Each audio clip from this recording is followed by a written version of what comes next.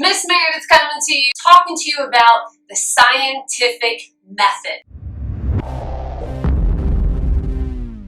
Now, you might be asking yourself, well, what is this scientific method? And it's a process that scientists use to answer questions. You may have heard of the scientific method before in some of your other science classes, and you might be wondering, are all scientific method steps the same? No, but they all start off with a question to be answered based on observations and the world around us. And they give us an organized method for conducting and analyzing an experiment. In our class, we're going to be using a 5-step approach. Make sure you jot this down in your science notebook so that when you come into class tomorrow, you know exactly what you need to do. Step 1. The first thing you need to do in the scientific method is to identify your problem. Not the problem that you have, like some major crisis, but the problem as in the question you want to solve. Now, not all questions can be solved. For instance, I can't solve the question of, are there really UFOs? Are there really zombies? Ah! Is the Loch Ness Monster real? Ah! But I can solve questions like, can music help plants grow taller? Will more sugar make me more hyper? Will studying more on a test make me do better? These are testable questions, and this is exactly what the scientific method is meant to solve. So again, step 1, identify your problem. Step 2, make an educated guess about what you think the answer is. Does anybody know what we call this educated guess? Drum roll, please. The hypothesis. A hypothesis is an educated guess. Now, you can't just take a stab in the dark and go, I'm going to pick I think this will happen.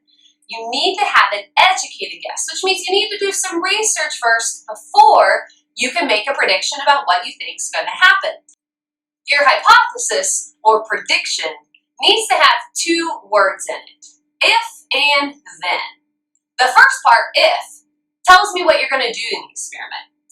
If I drink a lot of Mountain Dew, the then tells you what you think will happen. Then I think I might bounce off the walls.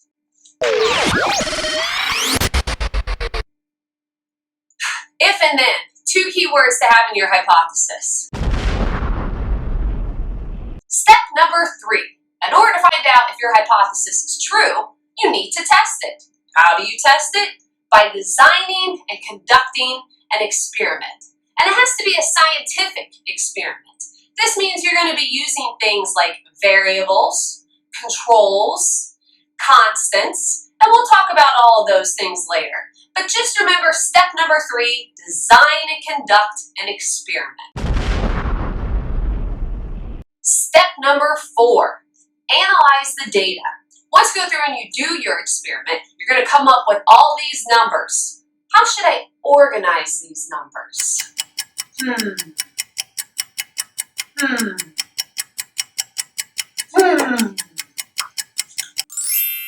Organize them in graphs and charts. Make sure you record all of your data in a graph or a chart. It makes it easier for you to analyze the results that you got in your experiment. Step number 4 then will then take you to our last step. Step number 5, draw conclusions. This is your final statement where you go back and you say either your hypothesis was correct or your hypothesis was not correct. Now notice, in both cases, I did this. That means that it's okay if your hypothesis is not correct. Did you still learn something? Did you still find out something new? Yes, then your experiment was still a good experiment. Now you know how to change it when you go and you try it again. So let's review. 5 steps in the scientific method. Identify your problem, make your hypothesis, design and conduct your experiment, analyze your data, and draw conclusions. And that is the 5 steps of the scientific method. make sure in your science lab journal you've written all 5 steps down so that when you come in class tomorrow, you're ready to participate in the fun and exciting, crazy science activity.